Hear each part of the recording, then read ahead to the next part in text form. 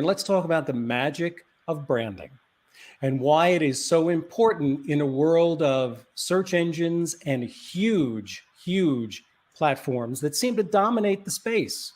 What's your take on branding? What's the advice that you will give to clients or really anyone looking for a better way to do things?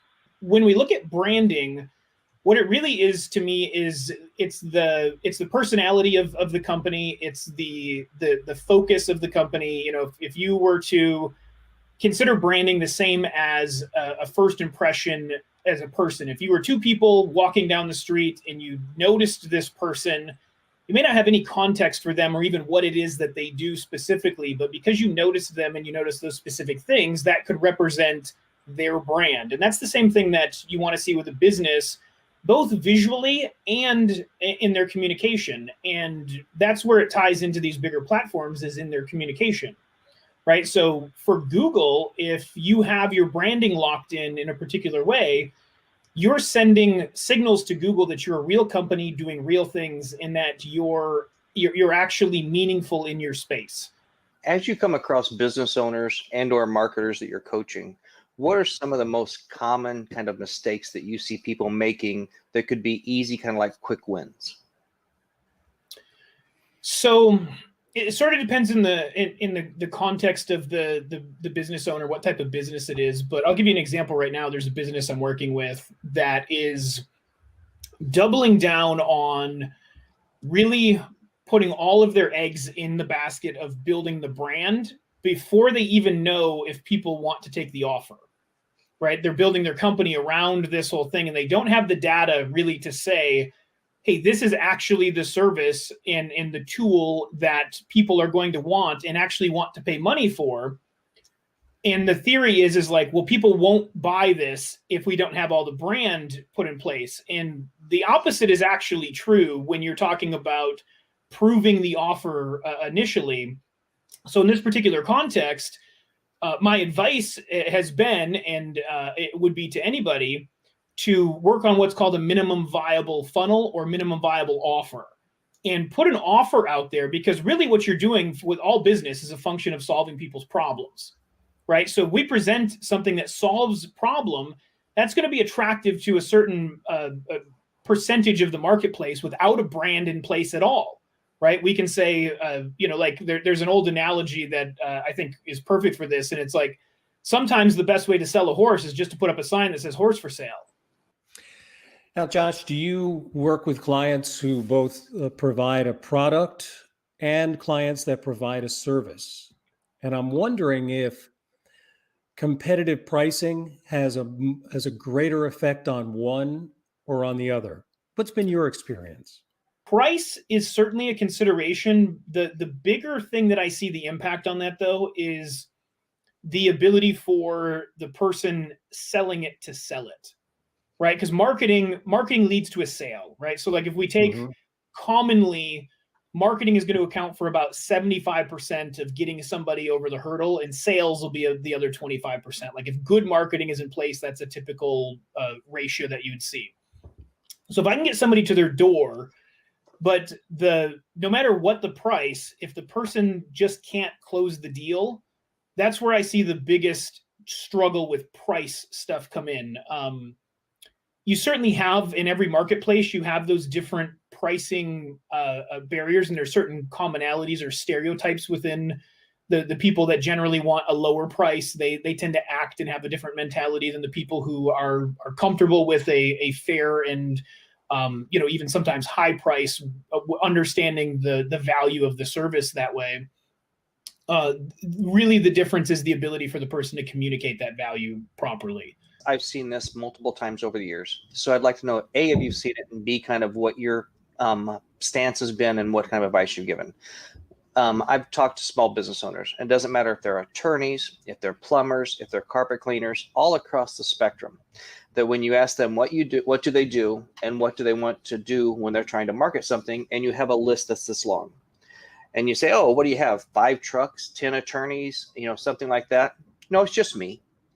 To get them to understand how to kind of condense things down, find a few things that they can do well, that are good kind of lead-ins to other services they can sell, so that they can have a realistic expectation and actually work with a marketing company that can actually help them and benefit them at a price point that's affordable. What's been your experience with something like that? Business owners often are a different breed. They've got their own vision and their own, they've got these really big ideas and they want to accomplish them all. And it's part of what makes them amazing and also sometimes works to their detriment. So going back to data and saying, hey, you know, I would love to work on this other service that you're looking to offer. There's unfortunately just not enough awareness in the marketplace for people to really be looking for that right now. So what that tells me is we need to create a strategy where we can take somebody who is interested in a service that people do have a lot of awareness for, and then create a way for you to segue that conversation.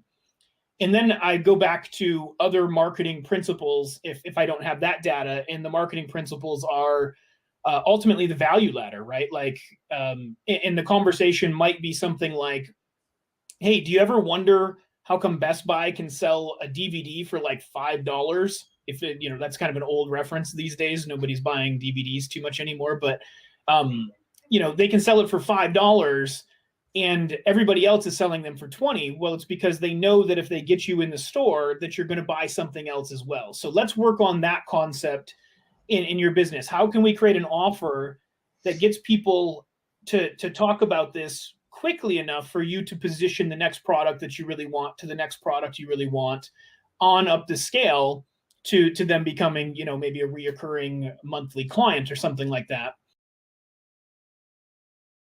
I think organizational skills are going to be paramount as people work remotely more. It's been easier for us to convert and make sure we stay on task and stay focused when you're not in a cubicle, when someone can't walk by and see what you're doing. Are you guys doing anything to work on these organizational skills, and what's your kind of opinion of that moving forward? Now that you don't have all the distractions, so yes, your productivity has gone up, but what we used to call soft skills have truly become critical skills in the workplace. Because now I don't really have the luxury of spending time with you physically to get to know you. I have to get to know you in a shorter amount of time and on a platform that offers a little bit of vulnerability because, for example, if I'm at home, you now get to see inside of my home, right? As my coworker in a space you never got to see before, which means that I have to have those organizational skills. I have to be able to know how to develop my team. I have to be able to know how to communicate effectively. I have to be able to have that executive presence.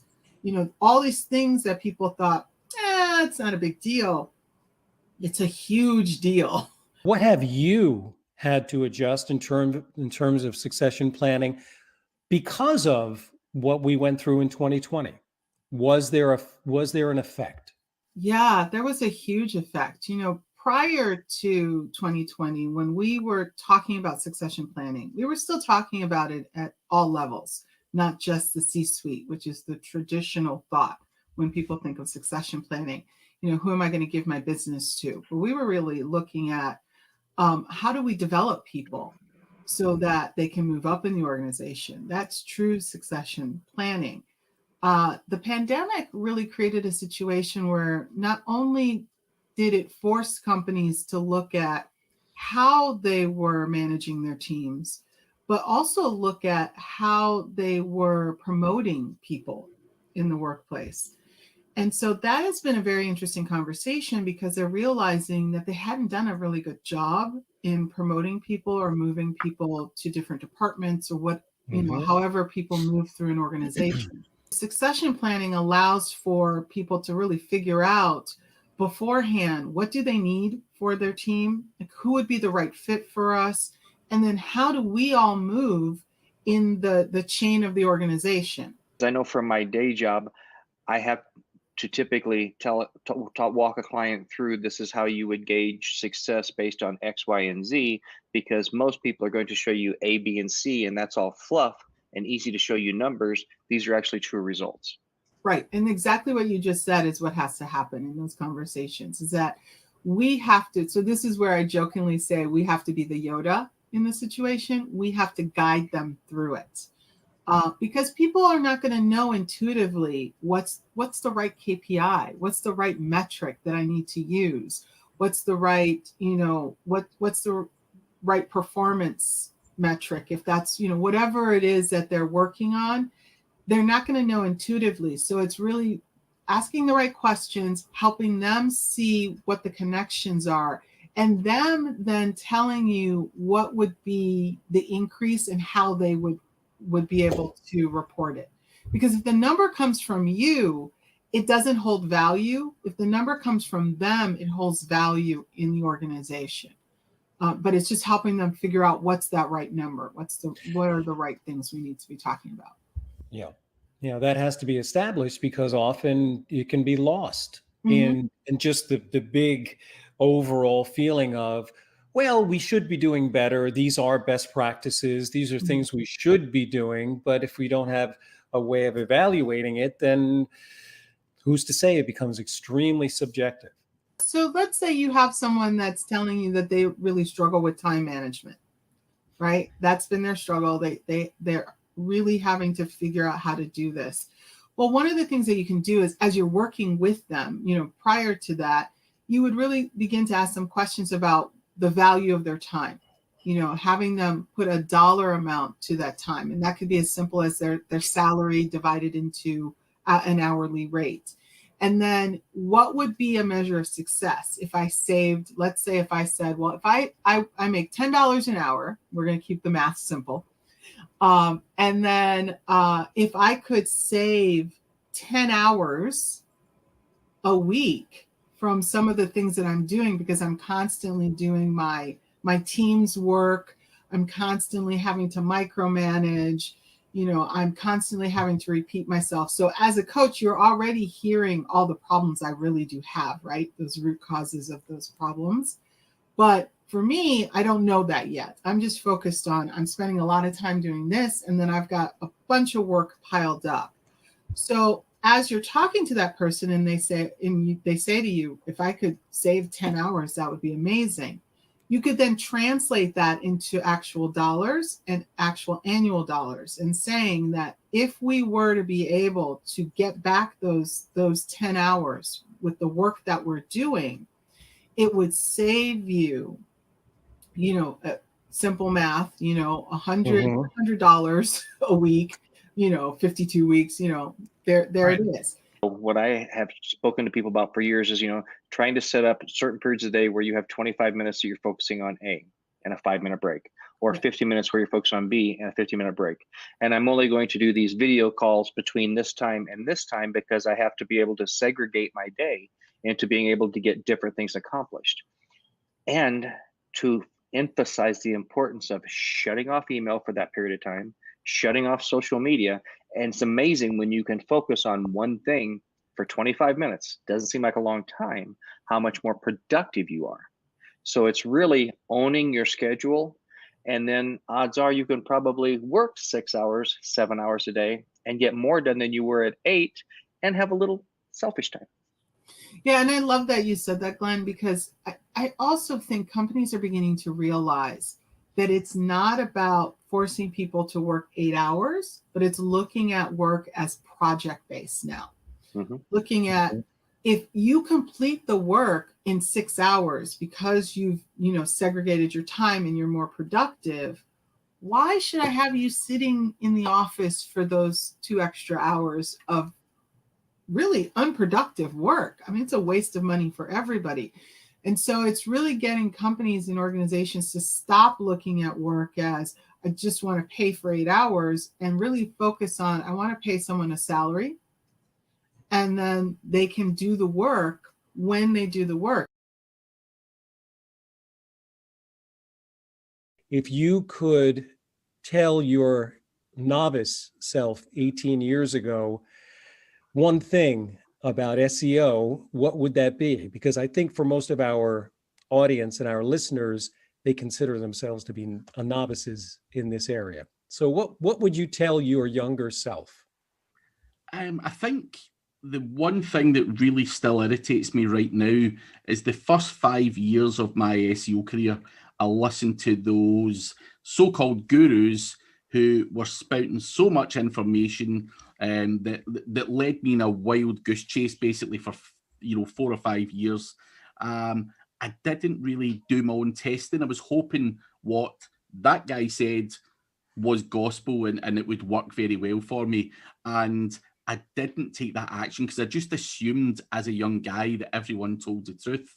And obviously, as you grow up, you realize that people are salesy, people are saying things to mislead you, people are just making things up as they go along. So do your own testing. Don't just listen to what a guy says. The same thing what you're kind of saying, in my opinion, holds true to if you're doing sales, if you're doing public speaking, whatever you're doing, is to listen to what Craig does, listen to what maybe I do, listen to what Paul does, and kind of digest it a little bit and then try it. Because if you don't test or try whatever someone's telling you, how do you know if it ever works for you?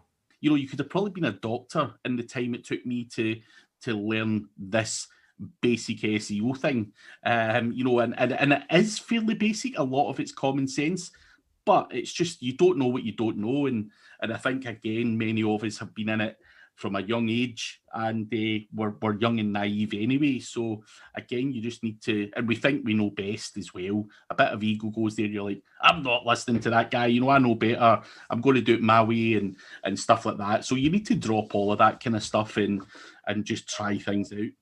The people that have been massively successful in our industry probably hone down in certain elements within SEO. There's link builders. I've got friends who just do nothing else but link building. I've got friends who do nothing else but auditing. So you really can become an expert in one thing. And I think that's what I would rather use. I don't want a run-of-the-mill guy, working in my house or whatever it might be. In the same way, I don't want a run-of-the-mill guy working in my website, because it's just not going to give me that ROI. What is the growth that you're seeing in your personal brand, and maybe some advice you could give to our listeners about growing their personal brand as well? You need to embrace what is working really well for people out there. And obviously putting yourself out on these types of shows or at conferences or whatever, it's still sales no matter what way you look at it. You're demonstrating your knowledge, and you're getting that audience to buy into you, and building your brand, building authority and trust for what you do really is the next step. Because the way I see it is there's so many digital marketers out there. Why would someone come to me in Glasgow, for example? And that's where I think, building a brand, building trust, talking on podcasts, demonstrating that you are actually a guy worth listening to is going to help your business. Because I've got guys all over the world who come to me saying, I want this, I want that, I want training, I want coaching, I want this. And it's all because of that brand building. But I think fear is what paralyzes people and restrains us. And it's our own perceptions more often than the reality. I've been there, talking on stage, and I've had the dry mouth, the cold sweats, going, oh, and there's only 50 people there. I'm like, oh, and I'll give you a story actually. One of my first ever talks, I remember standing outside. My body started to sweat really badly because I was so nervous, and I stood outside, and my wife was in a hotel along the road, and I was literally that close to just phoning the guy and saying something emergency came up and I had to go away. That close from my first ever speaking gig. I was drenched in sweat. So anyway, somehow I didn't run away. I went down. I was drenched in sweat, really nervous, and done an okay talk. But I had to put my neck out there. It really scared me. But what I would say is you have to put yourself out of your comfort zone if you want to push up to the next level. Because we all know what it feels like to step into the vacuum of silence, when everybody gets quiet and suddenly you're the only person rowing the boat. And that can be a scary feeling. I think it doesn't matter if you're doing SEO, if you're a public speaker, if you're a chef for a restaurant, if you're a plumber, if you're anything. We know and learn one thing around us, but what we learn in school, if we go to school for business, isn't very practical to what we really do from a day-to-day experience and how to run a business. So it takes all. I saw this quote yesterday that says, I make good decisions because of my experience. I have experience from making bad decisions.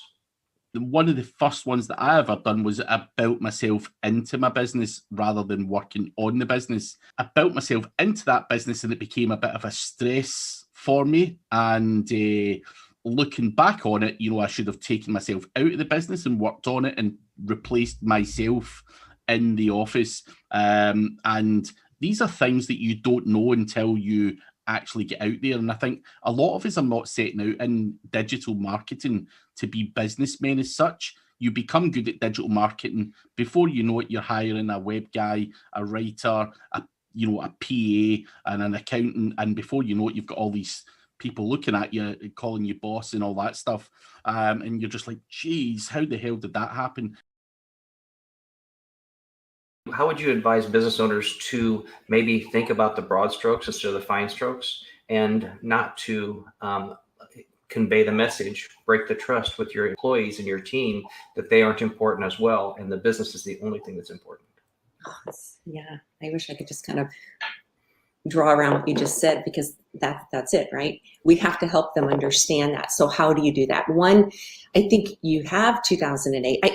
Sometimes leaders got to pay attention to what are they paying attention to? If they're paying attention to the numbers, then sometimes you have to paint the picture and ask, do you remember in 2008, or has there been another time when you've missed the boat and employees haven't been considered part of your true equation of, organizational, of realignment and strength and rebuilding? When we miss that, there's an organizational cost to that. Productivity is not as high. People aren't bringing their best selves to the table because I'm not sure you care about me as an employee. And so I might be holding back my creative talent and my, process improvement and the way I treat customers. So there's an organizational impact. There's also organizational impact with morale. If, again, employees don't feel that organizational leaders if they don't care, there's no benevolence. And there's research to back this up, which sometimes kind of blows me away. It's like, you've got to keep all of these things. And that's what leadership is. You have to hold multiple truths. I have to tend to the organizational business and results. But part of that is how we treat our customers, how we treat our stakeholders, partners, but how do we treat our employees? What's the first step? Is it just getting everybody in the room? Is it starting with leadership? Is it changing mindset? Is it open communication? I'm sure it's all of those things, but could you walk us through just the basic few steps that you would take, in the same way that Glenn and I have talked about sales and I've talked about public speaking and reducing nervousness? What would you say about trust repair? Thank you. Well, the first thing I would offer is I would need some sort of data, right? What are the indicators? What has happened and how long has it been happening? Sometimes, Paul, when I get invited to come into an organization, they have what I call trust trauma that happened years ago. And this happens. Sometimes it's 10 years ago. And if it hasn't been resolved, that is still part of the equation right now that we're going to have to do some work around. So I need to check in first. I check in with the leadership team, and I have some assessment tools just to find out what's going on there, because sometimes I have to concentrate my efforts there first, and then we can work the rest of the system. And sometimes I try to do that simultaneously, but I still need to work with the executive team first. Well, it's kind of interesting. I've seen from times where I've been in different organizations where they've brought in consultant for A, B, or C, that inevitably the things that the consultant brings up are the same things that team members have been saying. But when it comes from an expert, now we need to address this. Yeah, you're right. When I was an internal practitioner, right, and I had been there 8 years, it kind of reached the point where people weren't really listening. Somewhere it's just like, but you develop patterns with people, and so I sometimes it's just good to stop and get a refresh. Are you saying that there are moments where you have to shake things up a little bit to get their attention? Of course. We human beings, right? We develop patterns because we want to be in connection and relationship with others. Right. And so it's a dance at first with a coach or an outside organization, because I see myself, as an organization development consultant, I see myself going in and working with the system to offer, holding the mirror up, insight, right? And this is why you were just saying, Glenn, having someone from the outside to say some of the same things, like you just said, Paul, people that were saying that within the organization. I think that's I think it's healthy. I do. I've seen a lot of companies that will all of a sudden go into, well, we need to gain new clientele, so we're going to discount, promote, do something for new customers, but we're not going to reward existing customers. That everyone knows it takes more revenue to bring on a new client than it does to expand your relationship with an existing client. Don't you really see that in this time where we're in, probably this year and last year, a lot of businesses are probably going to step on their toe because they're trying to bring on new clients, and they're going to leak a lot of existing clients out the door because it's a small world and we hear about what people are doing? And that to me is a structural issue.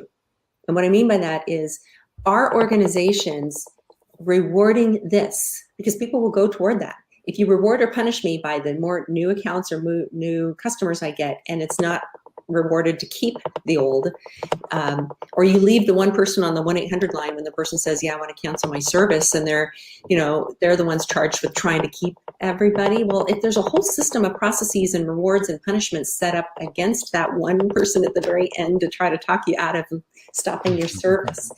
And again, are they looking at the whole system? We did have a question, and we usually don't do this, but it seemed very important, so we wanted to bring the person live so they could ask the question. So give me 1 second here. Hello. Hi, Victoria. Hey, Victoria. Fun. Hi. Hello. Yes. We didn't tell Wendy Victoria was coming on, but we know you guys know of each other's work. You've spoken before. So Victoria said a couple of weeks ago, oh, I love Wendy. And I know, Wendy, you were saying the same thing. So Victoria just came rushing on when her availability allowed her, but we wanted to just get the two of you together and do something actually we've never done before in Blabbit, which is to have the four of us. So you're saying once people rebuild the trust, they have everything in place and ready to move forward, they should understand how to grow in that scope and in that time? Well, what's interesting, Glenn, is that through the process of actually building all that is where the growth happens. And so a lot of people think that it's an outcome. Post-traumatic growth is an outcome and a process. The whole idea of it is great, but then my passion, and I think Wendy's is as well, is actually supporting people in the tangible aspects of getting to it, which creates all the change because it's all the actions. Really, what both of you are talking about is a change in mindset that actually could be the empowerment that a lot of people feel has been kind of stripped away. And that's what I look for. Are people willing to hold the mirror up? Are they willing to explore? And that's why our work can't be done like after one and after each other. It has to be done in tandem, because as you do these pieces along the way, there's this self-reflection. What's my intention? What am I learning? How do I continue to evolve? And do I let others evolve? So now in marketing, is that a classification of sensei in marketing, Mr. Huff?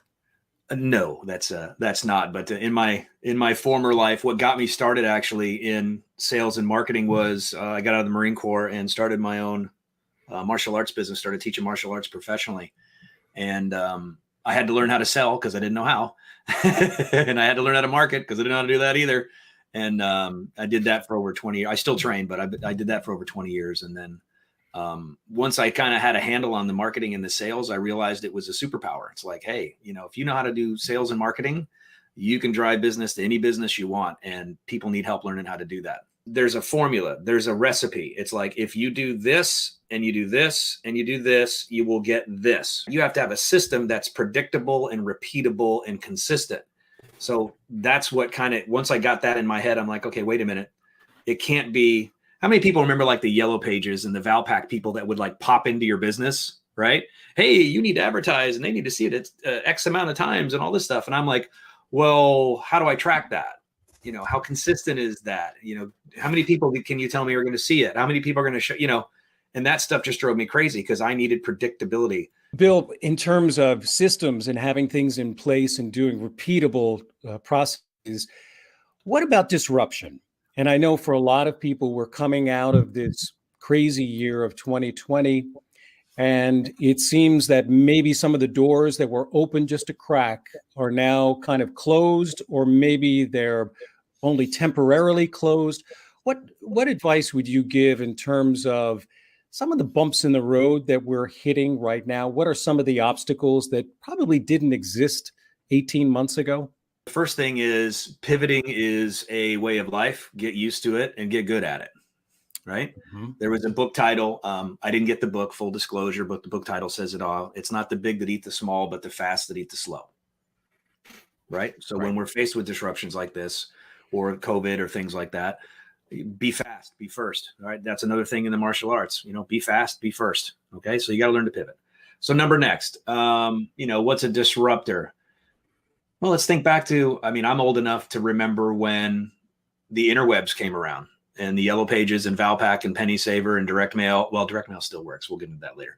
But those things went away. And if all you knew was that, you were stuck. You had to pivot and go in another direction. Right. So obviously now, doesn't matter what kind of business you are, you better have some kind of online presence. You better have a way to attract, collect, and put a fence around your herd.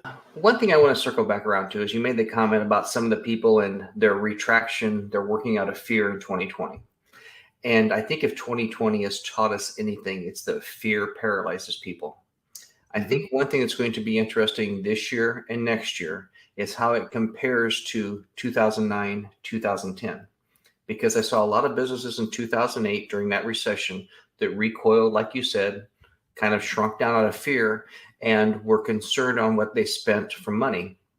And the people that took advantage, pivoted, and came out strong in 2008 had amazing businesses in 2009 and 10. What the crash did in 08 and 09 is what Dan Kennedy and Warren Buffett talk about all the time, which is, if you have any weakness in your business, if you have poor fundamentals and wow, that's amazing.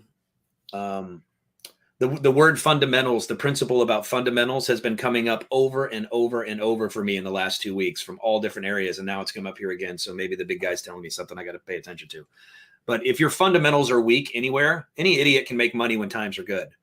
Okay. It's when times are bad that the sharp business people make money because their fundamentals are sound, right? So any business that had bad fundamentals, 2020 sucked. It was terrible, right? You got crushed.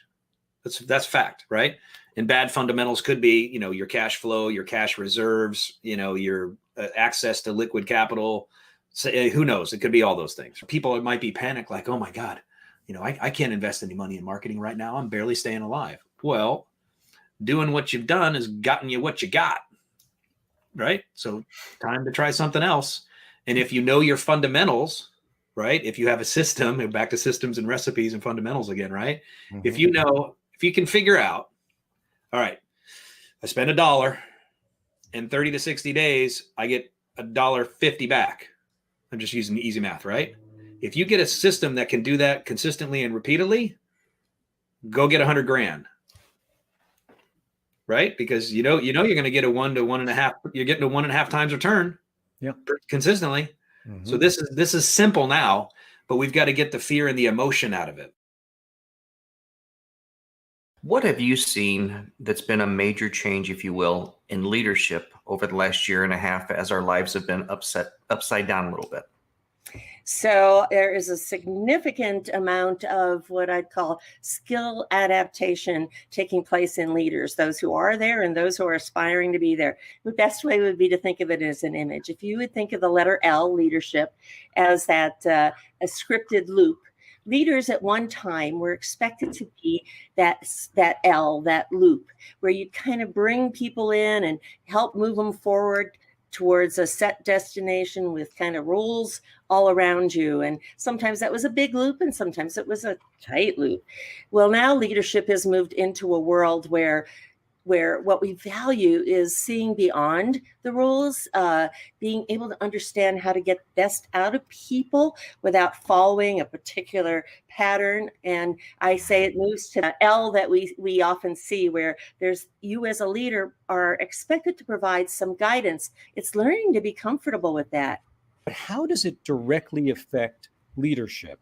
The fact that they are, for a very large amount, being virtual in terms of getting their message across and communicating changes. Yeah. What do you think?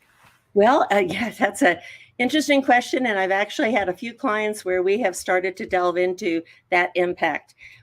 I would say in the current environment and going forward, as a leader, you need to be technologically savvy. It used to be okay for a while to sort of play in technology, but not really know how to do it, really how to perform using technology, how to get the best out of others, how to gather what I'd call a full screen of information and ideas.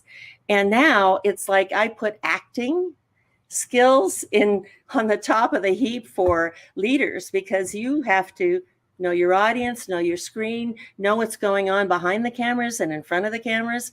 And now people want to say, oh, we're going to get through this and we're going to go back the way we did it before. I don't think so. And I'd be very, very surprised in what I see happening at some companies right now. A few of them not going back to their towers. A few other things like that tell me that the leadership future is using technology to be a leader, not dealing with it, using it. And a very intelligent gentleman once made the comment to me that he thought as a leader, it was his job to cultivate and transition the people that report to him into taking over his position. But I have not seen that often in leadership's mentality or processes. A, what do you think about that? And B, have you seen that much in your endeavors? Oh, you've hit on an interesting spot that I don't think we talk about very often. In my coaching world, one-on-one, I find that, people are just reluctant to find their successors. I mean, there's this second nature still, protect what I have. Hey, I'm doing well. If I bring her in or I bring him in, there's a chance they might outshine me. So I think there's that instinct in there, and it's not always front in our minds. So when we're asked to do this, to shape our successor or find our successor, we take this deep breath and kind of figure out what we need to do with it. I also think it's that, the fault of our talent leadership and our talent plannings in organizations to put it on the shoulders of the people who need to have a successor for two reasons. One is, I'm not sure they're going to find the best successor for a lot of different reasons. They might help groom them. But you know what? The successor probably needs to be different than the person who's in the position right now. Sometimes they can relate to that and help bring that person in and groom them, and sometimes they can't. If you are not in fact the leader, but you are someone in the hierarchy of that company or that corporation, a lot of times those messages can be considered to be coming from on high. In other words, they are somebody else's responsibility. I'll wait to hear what is going to happen next. But what can individuals do organically to make themselves more attractive as being that person? In other words, I guess what I'm asking is, what are leaders who are looking to find their next replacement or somebody who can move into a role, what are they looking for in a general sense? In a general sense, so I think that's one of the things that's changing, by the way, that formula is different. A couple of years ago, and this is even pre-pandemic, a couple of years ago, let's say in the space of 5 to 10 years ago, what we look for in candidates is like a show of power, and I'm decisive, I am able to influence and drive others. Again, characteristics of more of a past success for leaders than necessarily today or tomorrow. I think with a lot of large organizations, if you want to move upward within that organization, you pretty much have to show that you're capable of the position while in your current position. So if you're trying to move into your first level of management, maybe it's, mentoring, cultivating relationships with people that are your peers so that they can kind of see how you would behave when you take that next step. Mm-hmm. I think there's a set of skills. In fact, if we were right now going through a coaching exercise, what we talk about, I kind of use the old consulting kind of 4-box. What do you keep? What do you throw away and don't do at all? What do you take on that's new? And what do you take from inside of you that was kind of hidden and bring it out? But I want to dive right in and talk about how using the right words is so important. Really something that we've been promoting for the last week about this Blabbit episode, which is the power of conversation, the power of conversational coaching, and will, of course, lead to coaching, leadership, where everything goes from there. So that's my long-winded question, Tim, and that is, what do you think about that? Yeah, I think it's, you know, when you think about leadership, you know, for decades, leaders have been taught to lead by example, have people follow them, and it really led to more of a telling type of interaction. And fundamentally, that we've talked about that in coaching for 20 years. Because of the pandemic, now it's become even really more important. We have to ask questions, we have to listen, we have to understand our people. And so when I use a phrase such as, you know, Paul, what you need to do is much different than, well, what if we got together and then you fill in the blank? And so we teach some core language skills using words like we're in it together. Share, it's a friendly way to disseminate information or feedback. The word opportunity versus constructive feedback. People often say they don't have time to coach. That's really a mask for I don't know what to do and I don't know what to say. Once they do know what to do and say, it requires practice. Most people don't practice conversational skills. And don't you find it's really kind of one of the things that, like you said, you have to practice? And when people say they don't practice, I keep coming back to the fact that Michael Jordan still practiced free throws before and after every practice, just for basketball. You know, it's really a big difference between speaking with somebody and talking to somebody. Yeah.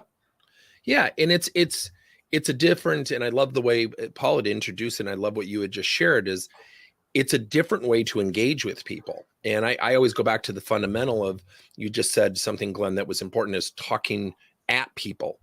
Is I always ask people, when you're talking to somebody and you're listening, are you thinking about what you want to say while they're talking? So if you are, and we're all guilty of that, don't tell me you're actively listening, because you're not. Active listening is the ability to paraphrase back to somebody, state what they've heard. And then ultimately that builds trust, versus me saying, oh, so Glenn, you had mentioned that, you know, John Stockton shooting free throws. I just demonstrated I wasn't listening to you, which happened what? I just broke trust. Mm-hmm. And I think that leaders are now starting to get that more than ever, is because of the pandemic, is how people are feeling, their empathy, their well-being, their mental health, their stress. That's really been front and center. Oh, by the way, now we're coming out of this pandemic. We need people to work.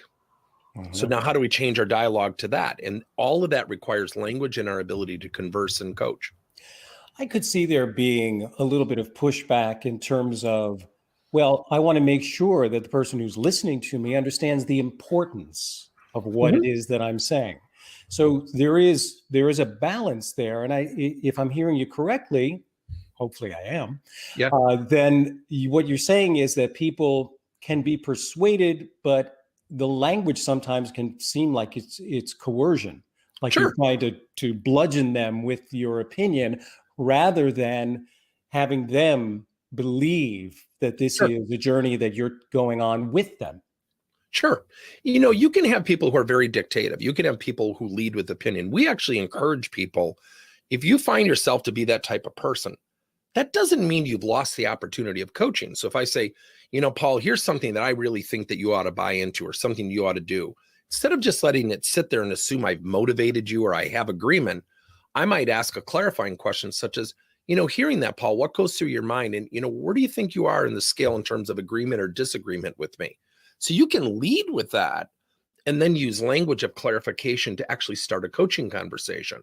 So often in our business, we have, I will say, strong-willed male testosterone men who say it's my way or the highway.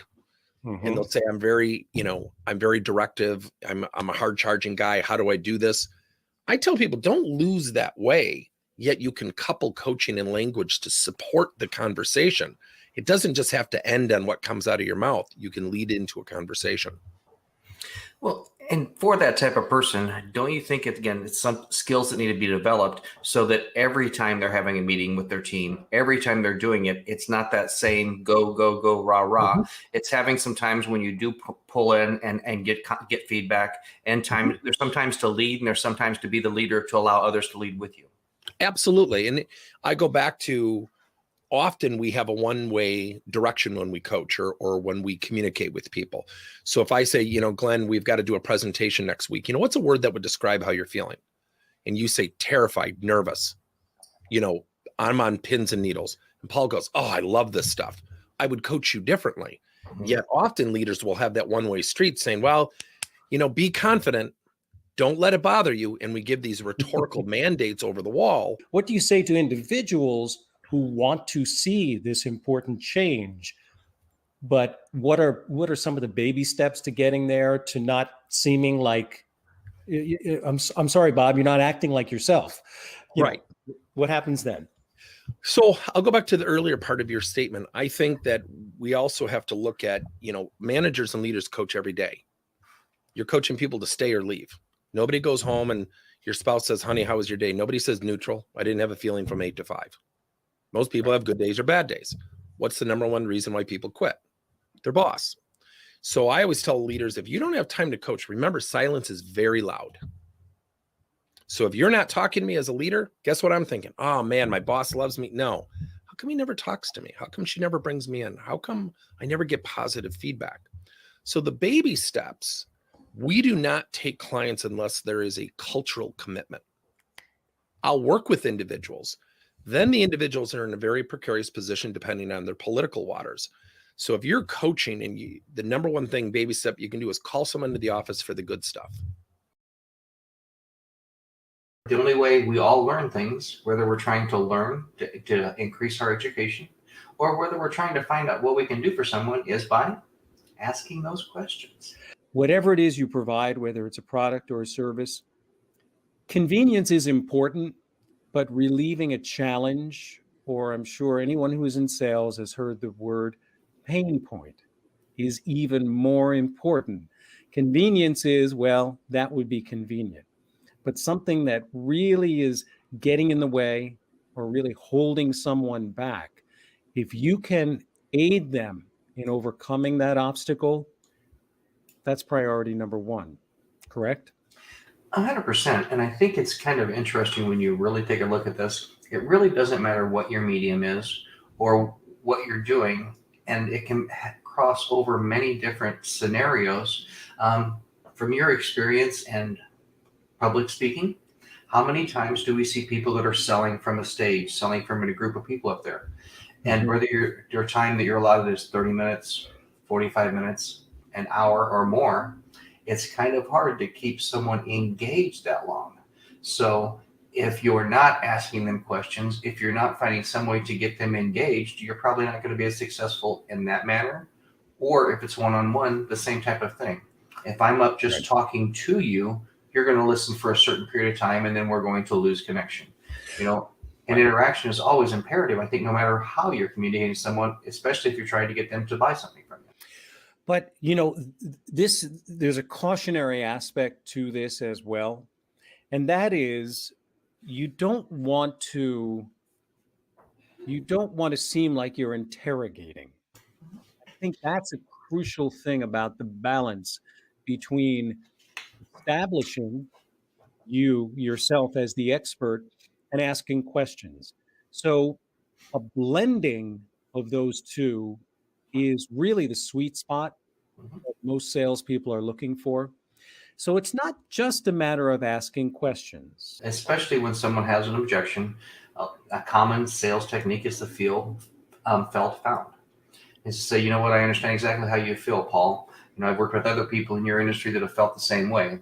What they found when they did this is, here's the prescribed response. So when you can do that naturally, and with all these things we're talking about, I think one thing just to add to people is it is much more comfortable.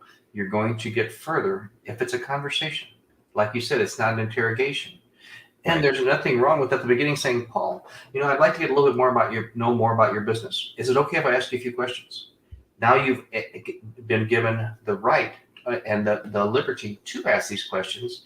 And as the old story goes, typically you don't want to ask a question you don't know the answer to, or at least part of the answer, to get you to step B, to step C, and to step D. Let's take it to level 2, and that is, how about I have some questions? How about beginning that with a prepositional phrase, or actually an introductory phrase, which is, I know you'll have many questions for me.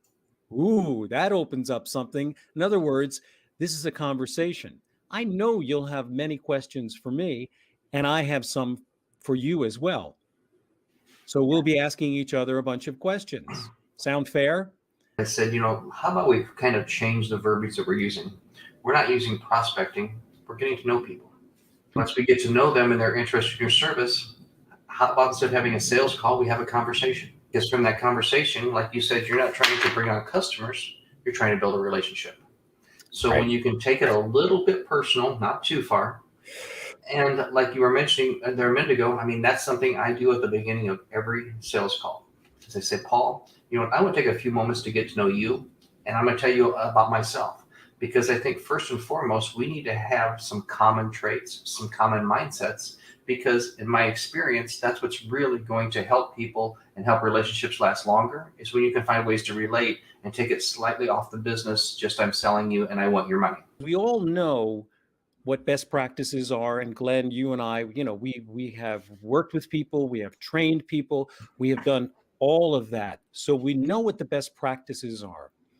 And in fact, the people that we train know what the best practices are. But we also know what it feels like to be in the trenches. And I don't want to make it sound like sales is like a combative thing. But there are certain sensations, there are certain feelings that we all have when we are in the spotlight, when we know that we're in this circumstance of negotiating. I mean, part of sales is negotiating, part of sales is navigating. I think it's, if you're working in an office, if you're somewhere like that where you're making calls, you're communicating with people, I think behind your computer, you should write the word don't/doesn't. Because inevitably, I'm talking to salespeople and I'm like, what if Paul does this? And I reply back, what if he doesn't? What is one of the biggest misnomers in your business? What is it that people think works but doesn't work? Do you know what I mean? Or what do people rely on? Or what assumptions do they make that they shouldn't be making? Yeah, I'd say one of the biggest things that people really think about, but that they don't really consider, is when you have a product, they think if they make a product, whether it's it's a technology, it's a course, it's something related to creating masterminds or student work, or even doing anything, let's say in real estate, just buying and selling houses. They think that once you put up a banner and you say, "Hey, I'm in business," that everybody's just going to come forward and start saying, "Hey, I would love your business or your product, and I'm just going to start working with you." And a lot of business owners realize later on in the cycle of actually starting their business and trying to scale it, that's just not how it works. People have to actually have and budget for a marketing strategy. And sometimes that involves investing in certain platforms. Sometimes it involves an education, understanding how do you craft a marketing message? How do you systemize that? How do you put it all together so that you can facilitate your sales process? The average business in the US has a marketing budget of $300 a month. Don't you think that's kind of why maybe so many businesses fail? Because you have someone that starts a business because they're a plumber, they know plumbing. They're a chef, they want to start opening a restaurant. They know and have a passion for their industry, but they don't understand what it takes to get that industry off the ground and take it to different steps along the way. Yeah, a lot of them really start by word of mouth, or maybe they start with cold calling. Now cold texting is a big marketing method. And so they're under this preconception that finding buyers doesn't cost as much as it really does. But once you start realizing that you're limited either by time or you're limited by capacity to do a certain amount of sales while you're doing the fulfillment of that product, then they start thinking, okay, we got to do some sort of marketing. Or they think that if they don't think they can actually do the marketing, they think they're already capped. Like there's no more sales we can possibly do, right? Once they transition to the point where, okay, we can find a way to scale, we can build teams, we can do more work. Well, how do we get more people to buy from us? And I think at that point, because they've never been accustomed or associated any sort of budget or dollar amount to the cost per customer, per inbound customer, then they start to view marketing as an expense, not necessarily as almost like opening a door to the larger majority of the market. Would you say that there are marketing consultants that promote a wide range of approaches, or does it really all come down to use the phrase blocking and tackling, X's and O's? Does everybody understand that, or do you see other people who are in the marketing consulting profession promoting things that maybe have a much longer, take much longer to come to fruition? Do you find that there's a faster way to get to that? Yeah, I think it really does. It does make a difference when you actually niche into a particular set of customers that you're going to work with as a marketing consultant, right? Not every marketing channel is going to work for every business. Sometimes some will work much better than others, right? So Glenn and I know each other because we're in the SEO industry, but we know that a lot of industries, a lot of people will not benefit that greatly, either long-term or short-term, from SEO as much as other methods of marketing. And I think that there are some marketing consultants who they have a preference, right? Let's say they only do SEO. They have a preference to just look for SEO clients, and they'll try to make it work however they can.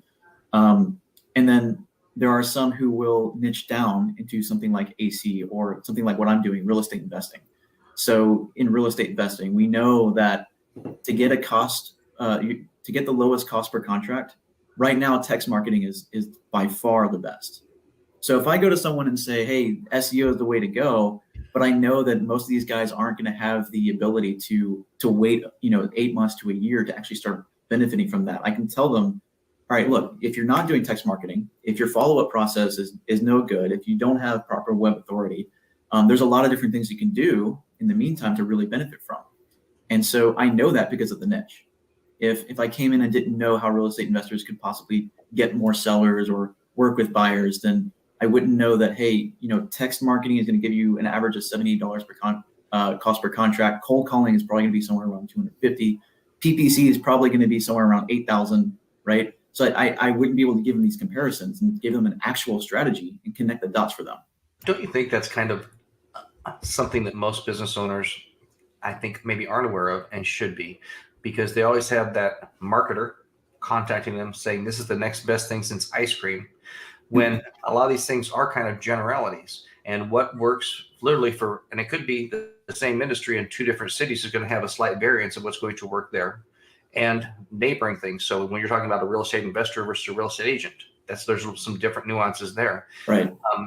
So do you find that a lot of business owners maybe have a bad opinion about marketing or optimization or anything like that because they've been sold a bill of goods from somebody that had one little niche that didn't work for their niche? Oh yeah, 100%. That especially is true for online marketing marketers. When they get into, like in our niche, for example, there's plenty of people attempting to do Facebook ads, right? There are plenty of people attempting to do SEO and PPC, and they think that they've been approached by so many people in these methodologies that Facebook ads, for example, has a pretty bad reputation for real estate investors. It's kind of known for spending a ton of money getting poor quality leads, when in reality it's because they're just copying each other's creative, right? They're all sending the same message in the ads. They're not creating any true marketing message that's going to, they don't have someone on that marketing team that's actually crafting the copywriting and crafting the offer, and they don't know anything about that. So there is a lot of these guys are calling themselves marketers. Really, they're just experts in a particular marketing channel, right? They're not somebody who's a strategist, and they're not really somebody who's connecting the dots. And most business owners don't realize they need someone like that to actually figure out what their unique marketing strategy would be.